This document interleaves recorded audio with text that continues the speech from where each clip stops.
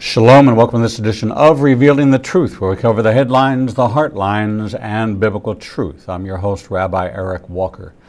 If you've spent a weekend watching Chip and Joanna, the Property Brothers, or any of the wealth of home improvement shows, you know what it takes to renovate a physical home. A detailed blueprint, an all-in team, and a healthy dose of sweat equity.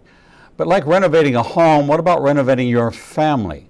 Many families dream of a new home life, says Gary Chapman, co-author with Dr. Shannon Warden of the new book, The DIY Guide to Building a Family That Lasts.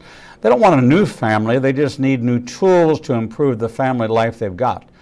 They want to figure out how to encourage their children, create more peace in their homes, and establish and maintain more effective boundaries.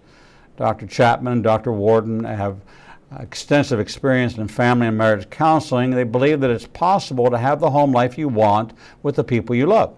The key is having the right tools to help accomplish your home improvement goals. Dr. Shannon Warden is a professor of counseling at Piedmont International University in Winston-Salem, North Carolina. Previously, she was an assistant teaching professor of counseling at Wake Forest University and an assistant professor of counseling at Gardner-Webb University. As a licensed professional counselor for over 20 years, she's counseled with hundreds of couples and families. For more information about Shannon, visit shannonwarden.com. Here to discuss the DIY Guide to Building a Family That Lasts is co-author Shannon Warden. Shannon, welcome to Revealing the Truth. Oh, thank you for having me. So excited to get to talk with you. Well, we're delighted to have you. This is such a great idea. The whole concept of DIY. I came out of Atlanta when Home Depot was birthed, and remember the whole concept of people doing it themselves. It was a whole new idea, whole new concept for the suburbs. For the farmer, for the family that lived out in the country, they'd always been doing that. But for the regular suburbanite, they had never even thought of that. All they ever knew how to do was go to the Yellow Pages at that time and look somebody up and call them and have something done. So it really opened up a whole new genre. It's become quite popular. But this idea of building a family that lasts is even more important than building the structure that lasts. Is this a vision of the kind of family life that you had growing up? What was that like for you in your background? Ours was definitely a DIY kind of home. My mom and dad and my dad has passed a couple of years ago, but my mom still are do-it-yourself kind of people, and that was in the yard, in the field, in the workplace, and so, my mom was always reading the self-help books, back before they were probably as cool as they are now. She was reading those, and that's what I grew up with, was seeing those on the shelf. And so they were never folks who really sought out counseling per se, professional family or marriage counseling, but they were folks who loved the Lord, and my mom still loves the Lord. And so that DIY combo, right? You mentioned Chip and Joanna and those great shows. My mom and dad were that team. They were the get in there, let's fight this good fight until we get it right kind of people. And I had a healthy dose of figure it out, and it all really does and did stem from that commitment to the Lord. He wants us to be together as a marriage, as a family, and they did a great job showing us how to my brothers and I, how to last. You hit on something right there, and it's something that I don't think people really grasp the weight of the concept of they showed you. You got to see by example. We've got this whole millennial group of kids coming up, 20s and 30s, who are looking at the hypocrisy of families who say one thing on Sunday and do another thing on Monday, and they look at it and say, if it's not genuine, if it's not real, if it's not relevant, if it's not being universally applied, then why is it good on Sunday but it's not good enough to apply on Monday? And they're rejecting this hypocrisy and saying, if it's worthy of preaching it, it better be worthy of living it. Otherwise, you're wasting your breath, and you're wasting your breath on me. So you got to see with your own eyes what a functioning, do-it-yourself, fix-it-yourself family environment was like. I love, number one, that you're even speaking to and about the millennials. Millennials, if you're watching this now, please seek us out. Seek this book out. That's the key there, Rabbi Eric, that you're talking about, is transparency.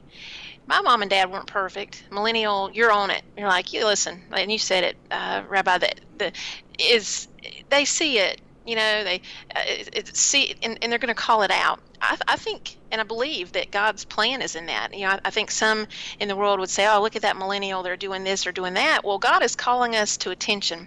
He's saying, look at your offspring now, and look at your offspring's offspring, and he's calling us back to him through that. So I love the millennial. I'm hoping that they're going to see in this book themselves the transparency that you're hitting on.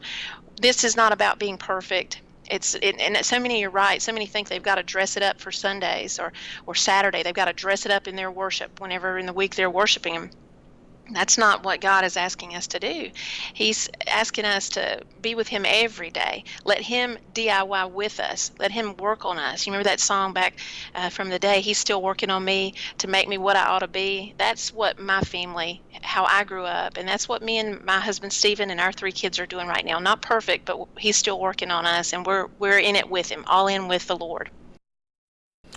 It's interesting, there's an old expression that God does not want you to do more for him, he wants you to do more with him. And when we understand that concept of relationship, everybody is involved in some kind of relationship. It's not possible, no man is an island, so it's not possible, even if you were to go live by yourself on an island, the Lord's there. So you just need to get over the idea that you can live in complete solitude, because that would deny the sovereignty and the omnipresence of God. So when you think about this, we were created for relationship. We were created to be in relationship with God, and in that modeling of our relationship with God, how we could then live well with one another. I've said it very often on this program that salvation was the end game. That was the end-all experience. The moment we said yes to the Lord, we'd be taken right out of this earth. So why do we remain afterwards? And that becomes the horizontal existence. Our vertical relationship is secure through our faith in Jesus. That establishes the permanence and the eternity of our relationship with God through the shed blood of Jesus. That's now accomplished. That box is checked. Praise the Lord. Now I have this, how do I get along with others? How do I treat others? How do I live in harmony? How do I live in unity? How do I bring healing to the family, to the community, to the church itself? And that's what this really is all about, is a handbook to kind of fix what you broke. It's truth. I think about some of my friends who do not either acknowledge God or just directly deny God. They're curious. There's a range, yourself, it's a range of what people think about God. But I like to appeal to the philosophical in all of us. Not that I'm a great philosopher by any stretch, but my mind does go there often of, why are we here? The basics. Why are we here? What are these 70, 80 years about? I hope that appeals to the millennial. While this book is written for across stages, the parent with adult children, for that matter, could pick this up. I know that it's those late 20s, mid 30s, 40. In fact, I had our 3rd child at 39, so I know a little bit about some of that. She's 6 now, so that puts me right in the middle of the 40s here. So I know there's a range, and just as my friends, wherever they're at on that range of belief, and to the sold-out believer as well, all that range, you got to ask that philosophical question, God, what is it all about? Why are we here? What is it about these 70, 80 years plus at times, which is wonderful, and less, that's another conversation at times, but what are these years about? And God is doing something big. This is Him, for those of our viewers who are maybe into the social experiments, well, you could maybe liken this to that, except it's way bigger than that. God has a master plan that he's working out here. And much as our homes, we needed a builder. I needed a builder, truthfully, to build this home. I had a vision for what I wanted it to be like, but Stephen and I had to hire a builder. And it's the same. The Lord is our master builder. He has a vision. He is building this life, has built it to a degree, and is asking us to cooperate with him and dig in and really build the life that we want to live abundantly. That's exciting to me. Increasingly, God has taken me down a lot of philosophical roads, I think, because of apologetics and needing to be able to talk to a wide range of people. And I love that. And I do hope that this book, while it's not super philosophical in itself, I think you hit on it, it's very real and practical. It does call us to attention of what is our home life about. This is a limited time we've got with these loved ones. I can't remember who it is, if it's Chris Tomlin or who's got a really great song out, but it's about it's about the shortness. It's not them. It's going to come to me. But anyway, it's about the shortness of life. And what are we going to do with it? So yeah, God is here with us, master builder.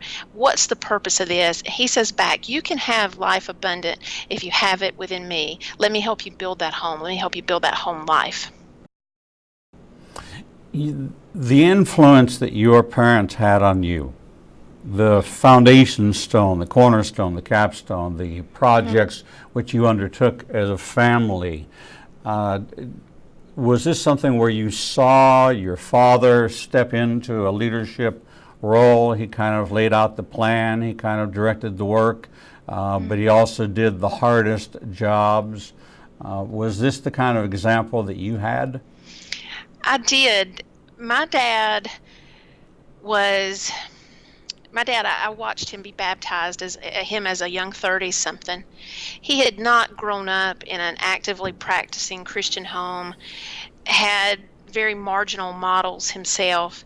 My mom had been raised in a Christian home, had grown up mostly in a Methodist church background, but with a lot of Baptist kind of historically there in their family. So my dad, though, where he maybe lacked in faith early, what God had given him was a really hard upbringing that showed him, I don't want to be like my alcoholic father. I don't want to, and again, I always like to express this in love. I think his family was doing as good a job as they could with the tools that they had. But he didn't want to grow up to be like that. He didn't want to grow up to be angry as he had experienced and neglected. And so then he and my mom come together. My mom has grown up with the faith. As we're all being born, I have an older brother and a younger brother. She was feeling called back to the church. And so there they were, early 30s, fighting as couples do. I saw my parents fight the good fight. And it was not always a pretty fight, but I saw them fight it. And it's not because of my dad's faith that he led strong. It was because of what he had seen that he didn't want to repeat. And now entering my mom brings God and faith more to the forefront in our home. My dad gets on board with that. And then you really saw him flourish in his faith and, became a deacon and a Gideon and went on a couple of mission trips with our church, Triad Baptist in Kernersville. And so, I'm so glad you asked that question, just because I hope people hear in their stories, it was not a perfect story, but how was God all the while writing this story, bringing it together to get them to where they're at in their life today? I really am so grateful for that foundation and that cornerstone. Had it not been for them fighting the good fight, I really don't believe I would be here with you today. Well, you can kind of see a very interesting challenge in this drive to not be like something. I don't want to be like my father was. I had that same attitude. I became a dad at 38. My daughter will be 30 the day after tomorrow. She's carrying my first grandchild, and so congratulations. Thank you. Imagine, if you would, taking 10 sets of house plans, laying them all out on a table, and saying, okay, I don't want to build a house like any of these. It'd be very difficult to have that as your starting point, is to have all this detail, all of this laid out and say, I don't want my house to be anything like this.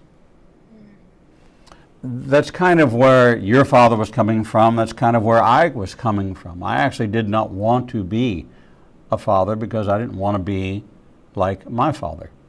And I wound up adopting a child. I was given 6 weeks notice that I was going to be a dad, that I had been selected to be so a very interesting story. So didn't even have time to lay out all the plans to say I don't want it to be anything like this.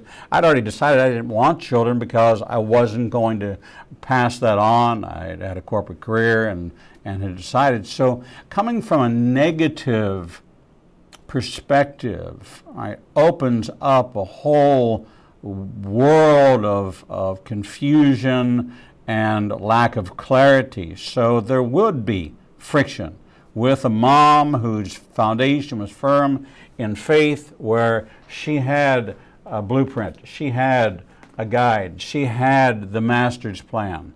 Right? And she didn't have 10 things laid on the table, so I don't want it to look anything like this. She had one book on the table and said, I want it to look just like this.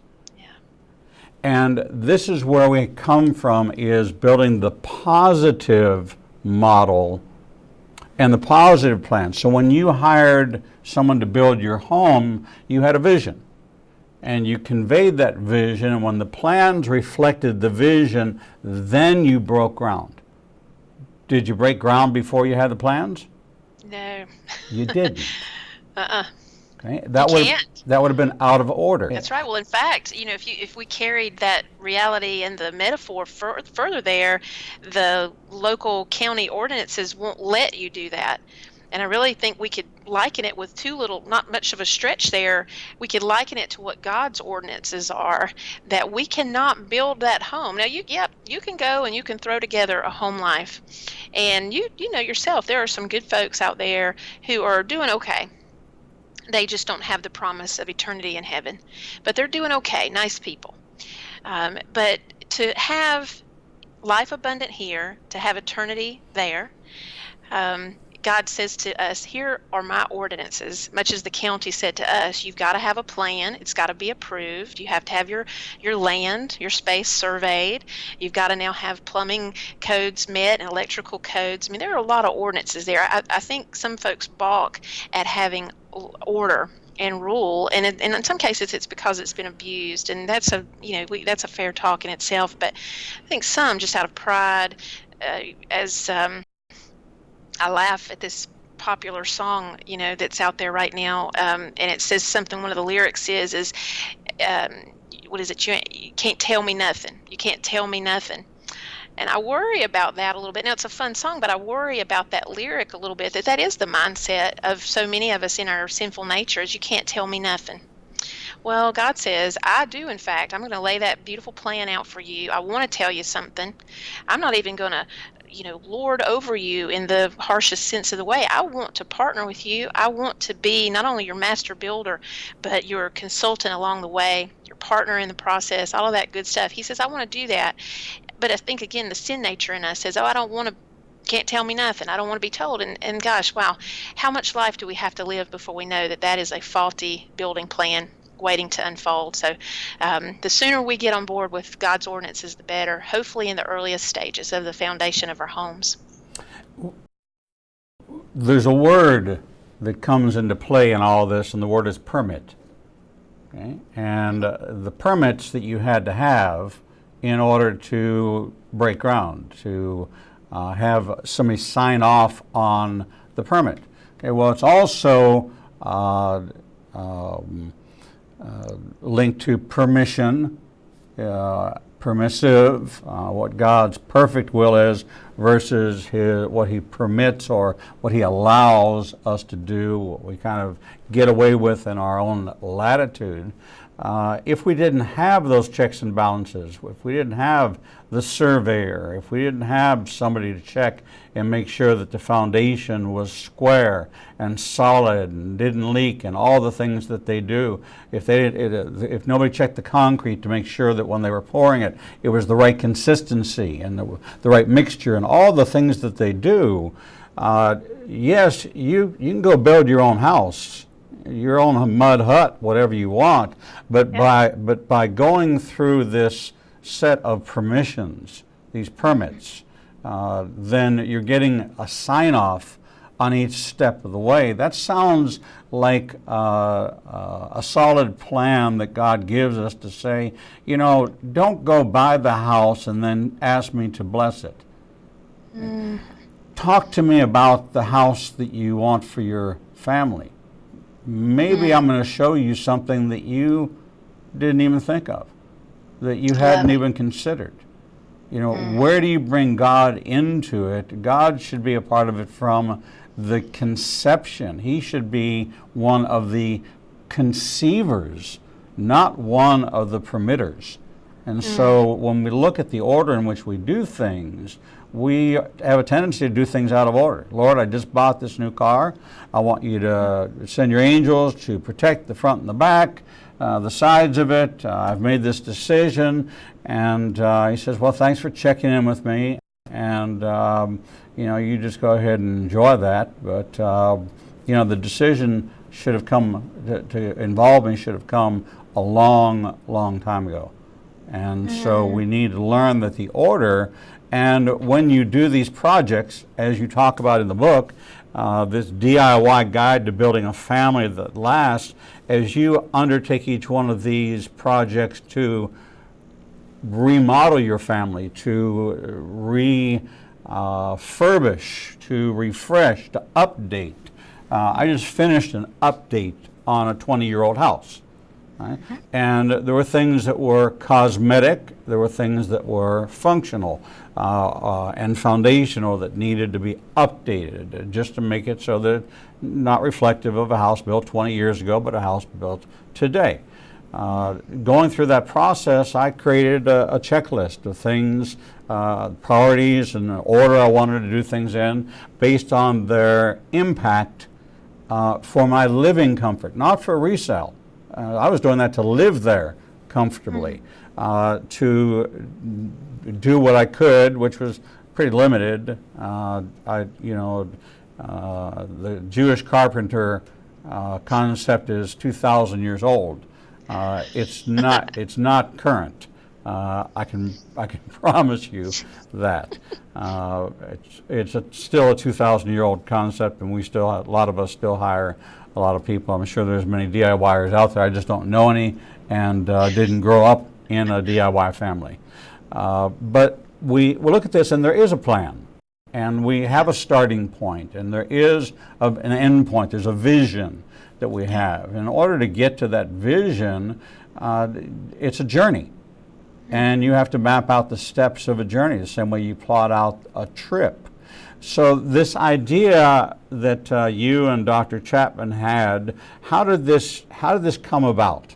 How did you both come together? I know that you got a long history of working side by side with him, co-authored another book with him, and handled some of the correspondence for the ministry in regards to counseling and family issues. So there's an ongoing relationship with you and Dr. Chapman on a professional basis. But the idea for a DIY guide to building a family that lasts, where was that birthed?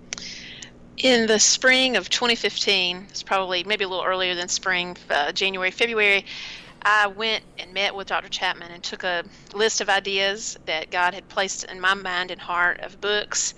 And one of those really rose to the top. That was things I wish I'd known before we became parents. That followed up on the heels of a book that he and Moody Publishers had done, things I wish I'd known before we got married. So he loved that. He said he'd been waiting to do that one, was really just looking and waiting for the right time and for a co-author who had small children and could really, relate more currently, whereas he can relate, with his own kids and grandkids, but to have that person current raising, so God's timing, that book was such that he and Moody both were ready to do that one. But the second one was this home improvement metaphor, this book, and they loved that one, and they said, let's definitely do that one as well, and we'll do it second. And so then fast forward till about summer of 17. So the first book came out in September of 16. Now, fast forward, Dr. Chapman and I are sitting down to begin brainstorming more, really kind of flesh out some more of the details. And then we entered into the writing process, and then some editing, and here you go, out this summer of 19. So that's really the logistics of where it came from. And I think the core behind that, the heart behind that, is that Dr. Chapman and I both are family people. That's a big part of our calling in this life, a big part of our, whatever amount of years the Lord is going to give us here. And so, you know how it is. God just turns these ideas on and fills your heart and calls you to do, and you do, because you want to be obedient, and because and in fact I tell the Lord, if you don't want me to follow up on these ideas, you could just, take them away, and, because my mind is constantly working on ideas and things to encourage family and marriages. And so anyway, that's kind of the story behind the DIY book. Well, we're talking with Dr. Shannon Warden, who co-authored with Dr. Gary Chapman the new book, The DIY Guide to Building a Family That Lasts, 12 Tools for Improving Your Home Life. For many projects, there's a demolition phase. And could that possibly be a key to rebuilding the family, is to start by tearing down some old thinking, some old thoughts, some old habits, some old ways of doing things, and starting fresh? Maybe that's where a lot of our thinking has been steeped in the past and needs to reflect a more modern, updated kind of look, the same way we would update a house. And that can happen in a family, and these are the tools in which, if you apply them and work through them as a family, each one with their own set of responsibilities, each one equipped with the right tools, can improve the home that you have. We're going to take a short break, and when we come back, we're going to continue our conversation with Shannon and find out what some of these tools are and how we can apply these 12 tools for improving our home life. We'll be right back. Not everything that makes the headlines has biblical importance, but many events that happen around the world do, and you never hear about them. Igniting a Nation is pleased to teach Revealing Prophecy every Tuesday night at 7 p.m. at the Marriott 280 in Birmingham. We will cover worldwide events and insider information that will connect the dots of what's happening around the world with biblical prophecy. If you happen to miss a class, we'll televise each week's class at 10 o'clock Central Time on ignitinganation.com and all our social media outlets. Copies of the teachings will also be available to purchase on our website at www.ignitinganation.com.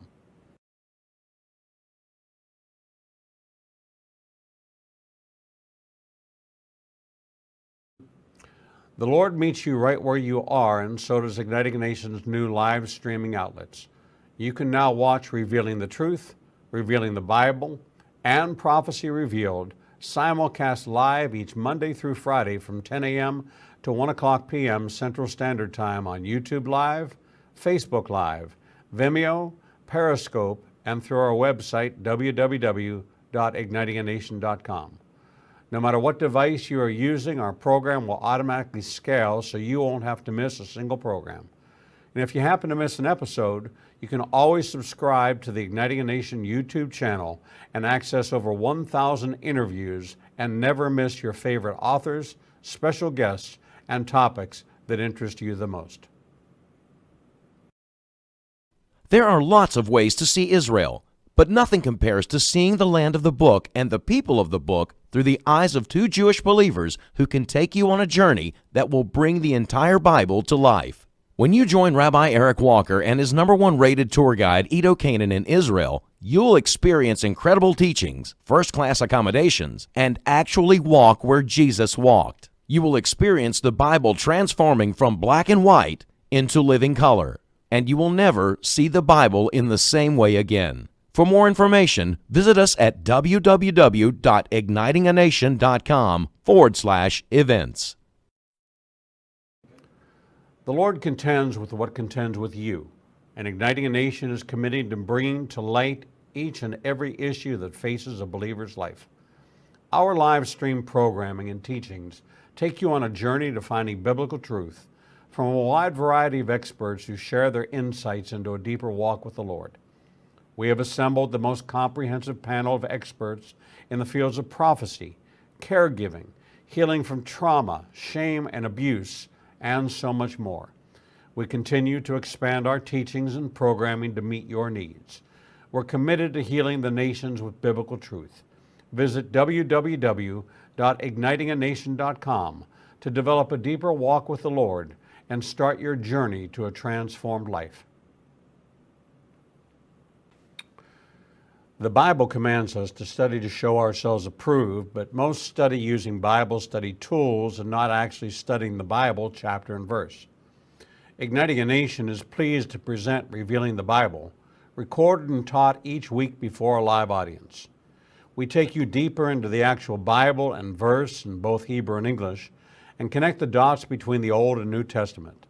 You can attend our 2 classes in Tuscaloosa and Birmingham or watch the program every Wednesday at 11 a.m. Central Time on ignitinganation.com and all our other simulcast outlets.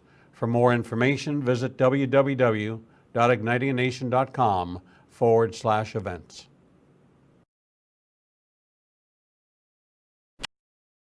Shalom and welcome back to this edition of Revealing the Truth, where we cover the headlines, the heartlines, and biblical truth. I'm your host, Rabbi Eric Walker.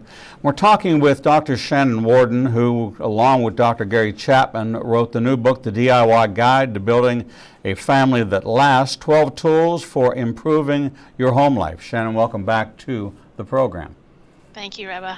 When we were about to go to break, we brought up the concept of demolition, the idea of tearing something down in order to rebuild it, sometimes better, sometimes actually to rebuild it the right way. There's many places we buy where we begin to examine and find out that something wasn't done properly. Maybe somebody signed off on it 40 years ago when they built it, but it wouldn't pass the code today, and you've got to redo it. How does that concept play out first in Scripture as we see God, who also tears down strongholds, who is in the process of the potter, we're the clay, we're being reshaped. It talks about the refiner's fire, the dross, the gold. Lots of examples of this process of tearing down to rebuild much better. Well, it made me think of the temple even, and just, you're right, God is not, as I like to tell folks, He's not just dropped us off here, good luck, maybe I'll see you later. No, He's given us many examples, and those being some of them that you called out, of how to build on dry ground, how to build on the rock. You know, even those from Scripture remind us, wherein even the world, the non-believing world, would say, oh, that's just good sense. You know, come in out of the rain, build on the rock. But it's more than that for us as believers. It's the relationship in that building. And so God surely has given us lots of examples. I thought there, as you were talking, I was thinking about some of the shows, you know, you see on the home improvement shows, where you'll wonder, is the family going to keep the home, or are they going to move to this newer, shinier home that they can get for better money? And so many times you see them stay in the same home. And, you know, as you shared, they want to update those, maybe some cosmetic or some functional updates, but ultimately they have investment. They have memories. And certainly in some places, people don't have the luxury of moving to a new home. And so demolition absolutely comes into play in our home lives as well. Not only the literal, but the home life that Gary and I talk about in the book, the home life improvement. We really do have to tear down what's not working anymore. You know, it doesn't take you long if you've got a leaky roof to know, I got to get up there, or I or someone, and that's where we can talk more about DIY. Sometimes you got to call some people. But let's say if it's you or the people, you can't live with that hole in the roof. You can't live with busted pipes. Sometimes you decide kids need more space in this room. They've grown. We need bigger space. We need a bigger eating area, right? These are common everyday types of changes that we make literally. And Gary and I play a lot off of that in the book, of how it is relationally we have to make some changes. What's not working anymore? So we can talk more about that as well. But both biblically, in our daily walk with the Lord, and in just practical application. There are so many pointers, so much of life and nature speak to tearing down and rebuilding. So I appreciate, of all the things I appreciate how the Lord has given us lots of live, real examples of that.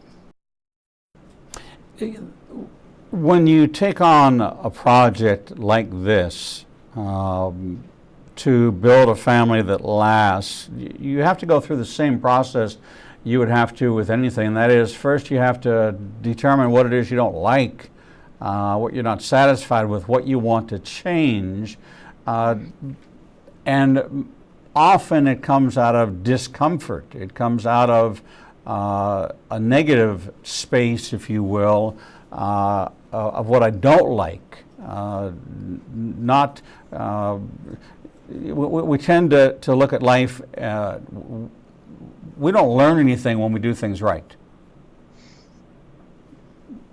Good judgment comes through bad experience. So here we are, we're raising a family, and all of a sudden we find that now there's sibling rivalry, and there's problems with respect, and problems with responsibility, and there's some challenges in forgiveness and entitlement, and we can go down the whole list, but they're usually in the list of what I'm not satisfied with in my family life. And so that's how we kind of look at renovation projects at home, is what I'm not satisfied with at home. I want a bigger kitchen, I want a bigger tub, I want a bigger shower, a lot of cases it winds up being I want bigger, I want more open space, I want more, well, the same thing with the family, I want, and so you fill in the blank, but it requires that you do some kind of inventory, some kind of assessment to see how satisfied you are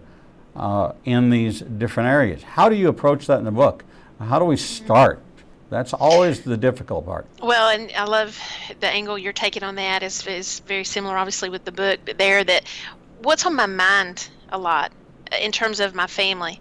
And I can say from personal sharing, just openness here, is, Stephen and I, with 3 kids and both full-time employees and also ministry work going along on the side, I'm often thinking that I'm failing or need to do more for him as a wife, or my kids as a wife, or my mom. I'm thinking I need to, even the little things. Let's have a nice meal. Or, even, something as simple as let me make sure our oldest Avery, let me make sure his bed sheets are clean. Right. So just service things and quality time. My 2 littler ones especially, they will routinely, in fact, my youngest is a girl, Presley, and she just in the last couple of days, Mama, can we please have a play date? So these are what's on my mind, in part because I see it and I want to do more, but they are also letting me know, Mama, hey, are my gym shorts cleaned? Or Mama, can we have a play date? And so what is on your mind? That's really, and that's, as you're saying there, what are you realizing needs to be improved in this case in your relationships? And certainly, Dr. Chapman and I in the book, we have the home life inspection quiz, and, folks can take that at the end of the book, or they can find it on my website. And that's another cool little fun tool to get us thinking, what would I change? Where are we strong? Great. Let's really bolster, reinforce that. Where are we not as strong? Let's start there. And you've seen, and just monetarily, it is difficult to do a whole full home renovation. That's another really cool. I love those shows. I ought to say too, I didn't watch a lot of those shows until I was actually in the process of writing, and Dr. Chapman and I had already begun into the process of writing the book, and I'm watching these shows and I'm thinking, this is good. People see this, they understand it. Can we further develop that so that people can read it and now apply it? Because you can walk around and you can see the beautiful colors, the beautiful new fixtures, and what your dreams are. Oh, I would love to have that. Would love to have that. Thinking about it with your relationships. That's for, obviously Dr. Chapman, my heart there is for relationship improvement, relationship renovation. And so anyway, what's on your mind? What about taking the little quiz? What about asking your family? What do you think we're doing okay? What do you think we're not doing okay? Have that conversation with your spouse. That change is going to happen when we start having those open conversations. Do you find that this is gender or role specific when it comes to initiating it?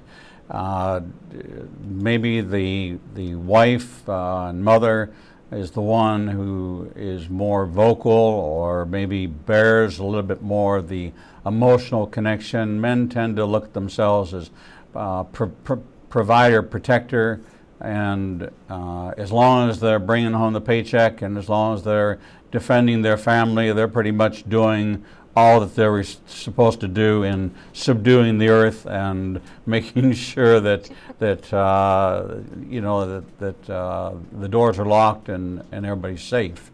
The role of dad, the role of husband, needs a lot of clarification even today.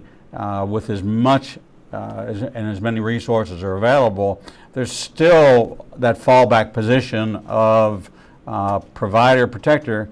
Well, I got my check mark, and of course, Dr. Chapman with the 5 love languages. That also is something where husbands almost reluctantly say, "All right, I'll take the test with you. All right, okay. So now I understand that words of affirmation is your love language, and but I don't even know what to say to affirm your need for affirmation." So it's interesting. Once again, so where does the process start? But is there a pattern? Have you seen now that the book's out there?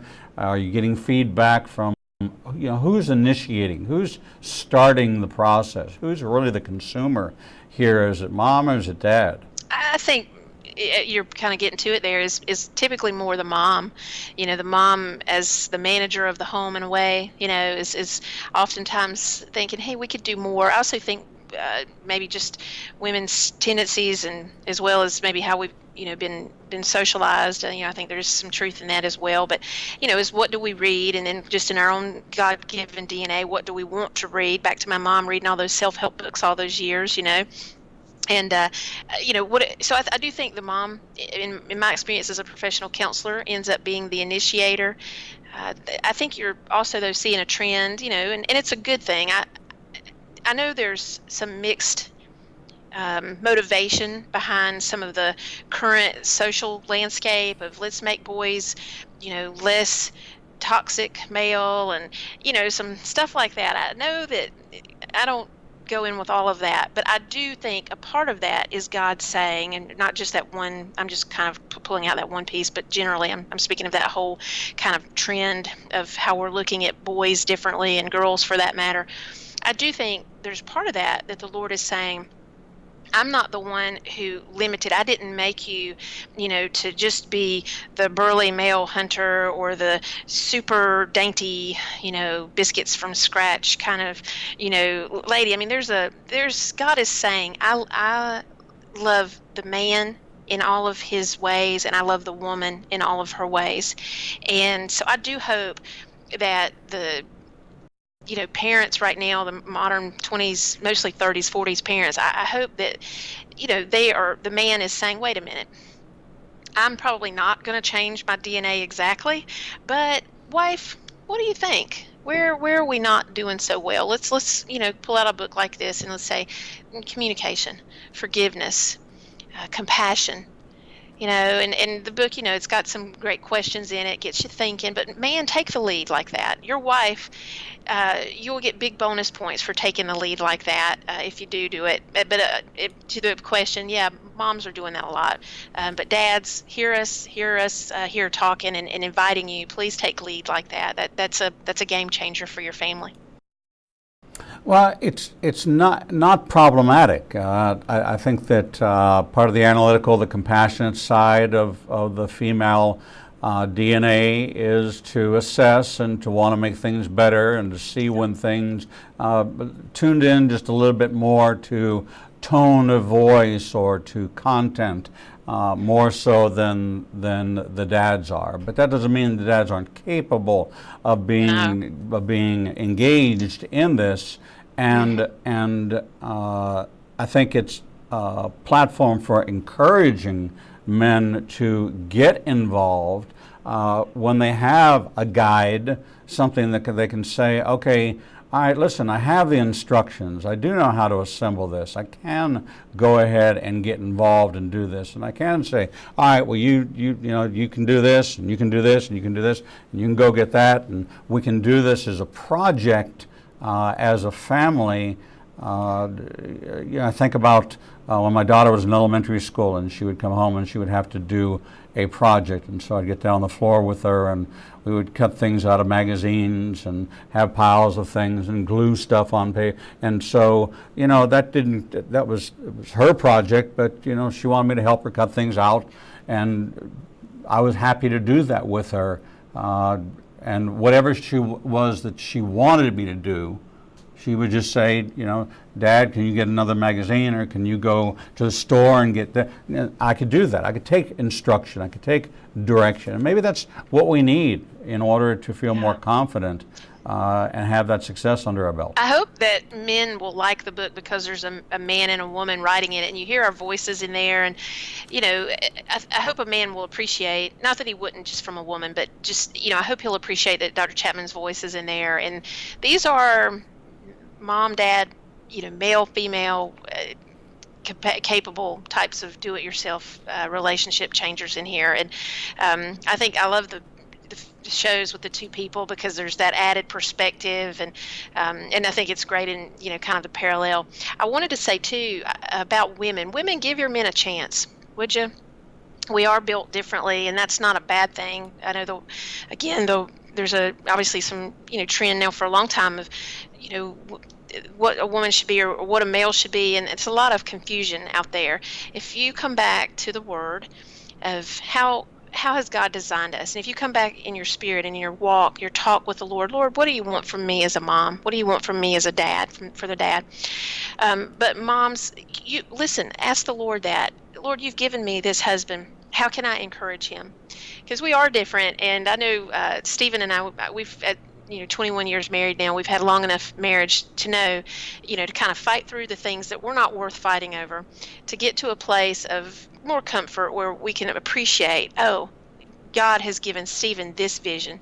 God has given Shannon this vision. How can we merge that together? So I see that a lot in women. They're at times being unfair or unappreciative toward the husband too. So wives, be the Proverbs 31 wife, and with some gentleness and encouragement, be praying about it, of how you can encourage your husband.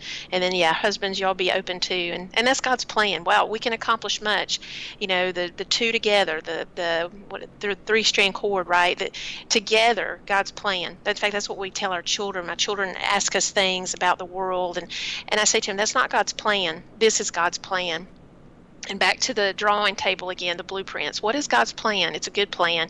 The book is never going to replace, our book is never going to replace God's book, but it's got a lot of good practical application for us in our relationships, but it never replaces God's master plan. Well, some of the areas that you addressed, you talk about 12 tools for improving your home life, and that there are areas of home life that are directly impacted by this. You have building kindness, increasing gratitude. What are some of the other ones that you address in the book? I love the chapter on compassion. That's I'll probably say some more about that one here. But there's also organization and fun. Because I know, Stephen, you were talking about there, Rabbi, with your daughter. Stephen is a great hands-on dad, and he's honestly more fun, I think, than I am. And so for me, the chapter on fun was as much written to me as it was, in fact, the whole book. I mean, the whole book, I'm practicing these things myself, and I think Dr. Chapman is as humble and gracious as he is. I'm sure he would say the same, that this is not a been there, done it, now to tell you how to do it. No, this is us as DIYers too, really trying to, Shannon, do it myself if I want my husband, if I want my kids to do it. Shannon, if you want more kindness, more compassion, gratitude, love, forgiveness, fun, connection, organization, trust, compassion. If you want more of these things, first and foremost, do it yourself. We spend so much time looking at everybody else in our life. Wow, why does he talk to me like that? Why doesn't she do this? I just told you.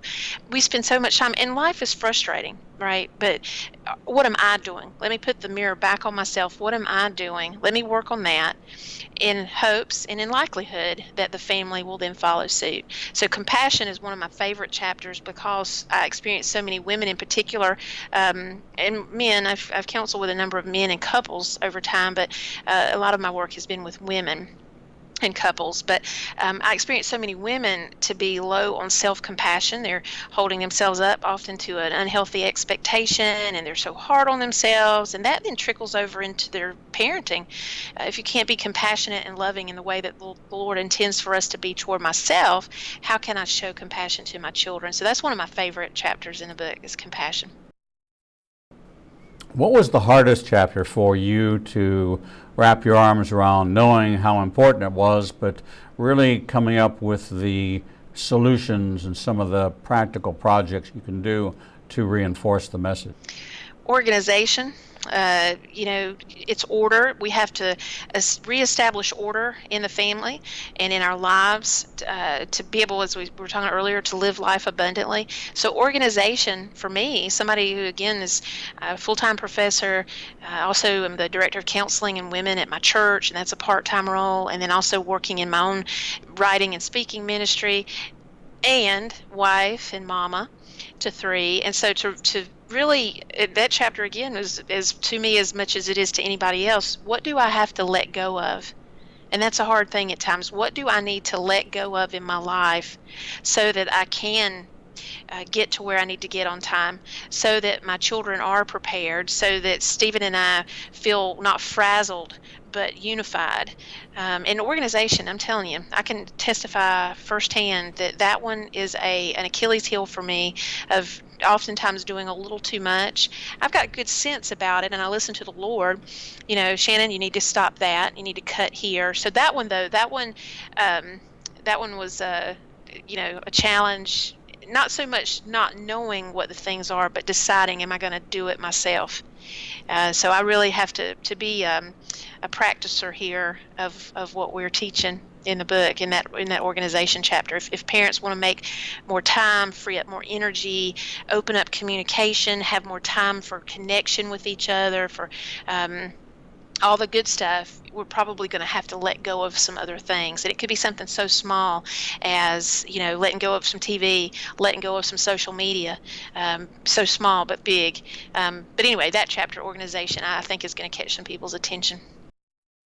Well, the book is filled with all kinds of incredible tools for building kindness, demolish selfishness by considering your family's needs, increasing gratitude, replacing disrespectful attitudes and behavior with gratitude, cultivating love, rooting out apathy in your family and stop taking each other for granted, seeking compromise, negotiating conflicts without damaging relationships. It's got to happen in every family situation, whether or not it's just husband and wife, or husband, wife, and children, or single parenting situations where there's an absentee parent. Improving communication, clearing up confusion, finding out, as Dr. Chapman has built his reputation on finding out what the currency, what is your currency? What motivates you? Is it quality time? Is it acts of service? What's the motivating currency in your life? And finding out your kid's currency. I talk to families all the time about, find out what his currency is. What is it that motivates him to do things? Find out what it is. For my dog, it's tummy rubs. She'll do anything. She'll obey every command, knowing that it will lead to a tummy rub. That's her currency. For others it's a bone, for others it's a long walk, whatever it may be. But this is another way of finding out and patching repairing, replacing, restoring, refreshing, renewing, and bringing new life into the family. We've been talking with Dr. Shannon Warden, who along with Dr. Gary Chapman have authored a new book, The DIY Guide to Building a Family That Lasts, 12 Tools for Improving Your Home Life. If you're looking to renovate, to remodel, to update your family life, this is a great resource for you. Shannon Warden, thank you so much for spending this hour with us here on Revealing the Truth. My pleasure, Rabbi. Thank you. Thanks. God bless. We're going to take a short break, and when we come back, we'll bring you the next edition of Revealing the Truth.